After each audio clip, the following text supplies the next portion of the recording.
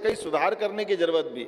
मैं वैसे तो महाराज जी के लिए आज का दिन तो मैं मान के चलता हूँ, सच्चे अर्थों में हमारे महाराज जी के चित्र के अनावरण के साथ उनका पुण्य स्मरण करें तो लगता समय कम पड़ जाएगा।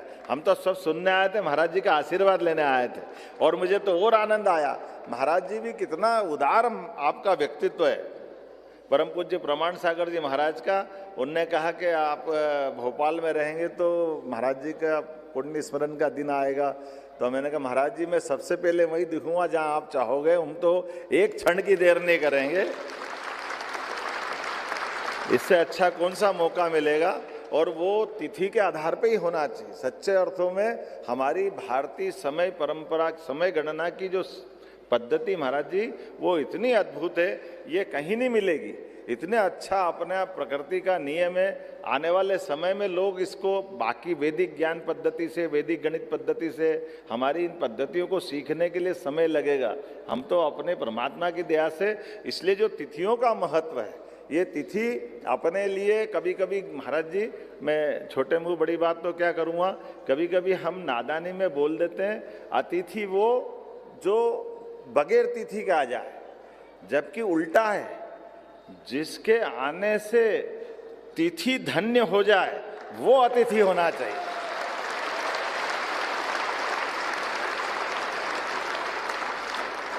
इसीलिए हमारी जो भाषा की समृद्धि है, जो आनंद है, इस आनंद में कई बार हम अपनी भाषा से ही भूल जाते हैं। अब जैसे क्या हो जाता है, हम कह देते हैं कि भाई जन्माष्टमी शुभकामना।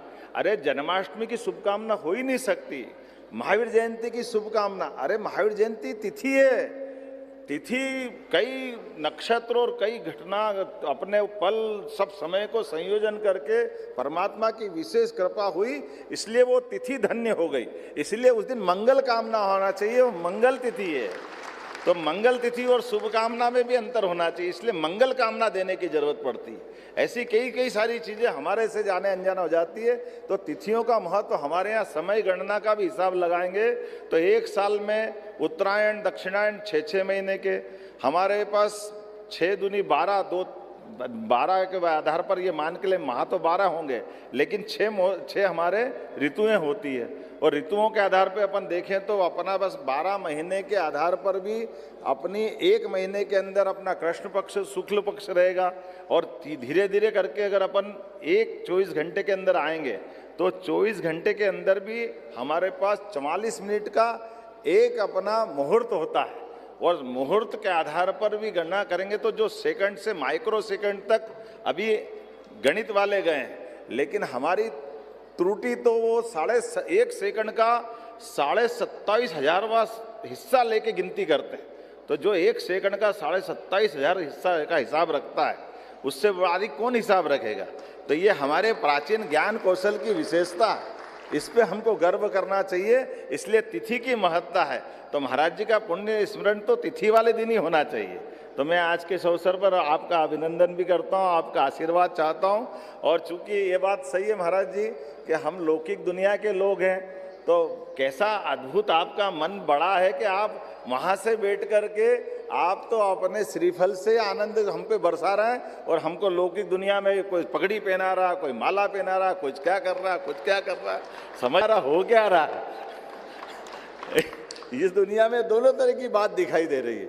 जो सब कुछ छोड़ के बैठे हैं उनके सामने नाटक करने से फायदा क्या है।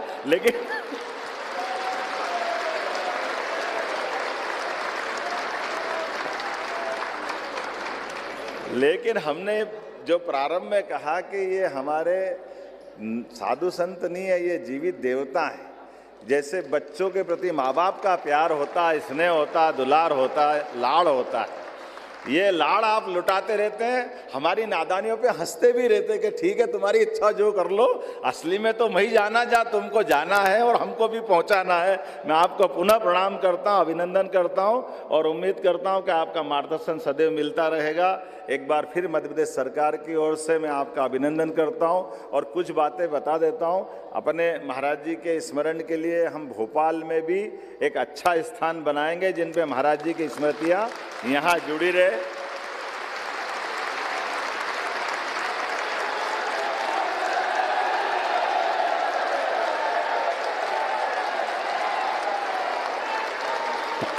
दोनों हाथों को ऊपर उठा करके इस घोषणा के लिए लगातार